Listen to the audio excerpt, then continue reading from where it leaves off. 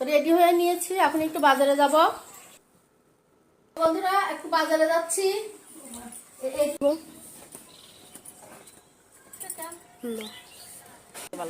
আমার দোষ নাই তো, আমার বাবার দোষ। বাবার দোষ।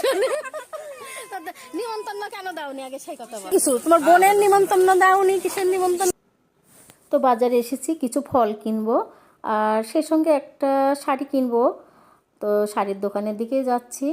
তো একটা শাড়ি কিনেছি, আমার খুবই পছন্দ হয়েছে। খুবই সাধারণ একটা শাড়ি, সাদার উপরে বাসন্তী কালারের কাজটা। তো শাড়িটা আমার খুবই পছন্দ হলো। যদি ভগবান বাঁচিয়ে রাখে কাল রাত্রি পর্যন্ত, কালকে পর্যন্ত, তাহলে সকালে শাড়িটা পরেই মন্দিরে যাব। তো বন্ধুরা বাজার থেকে চলে এসেছি, সন্ধ্যাই হয়ে গেল। তো কালকে শিবরাত্রির উপবাস, তো ভাবছি অনেক সকালে যেতে হবে। তো ভাবছি এখন এগুলো একটু গুছিয়ে রাখি, ফলগুলো ধুয়ে রাখি। অনেক সকালে মন্দিরে যেতে হবে, সকালে রান্নাটাও কমপ্লিট করে যেতে হবে, যেহেতু তোমার দাদাবাবু অফিসে যাবে। তাই হয়তো অনেক সকালে উঠতে হবে, রান্নাটা শেষ করে বাকি কাজগুলো সেরে তারপরে আমাদের যেতে হবে। এই জন্য কাজটা একটু এগিয়ে রাখলাম।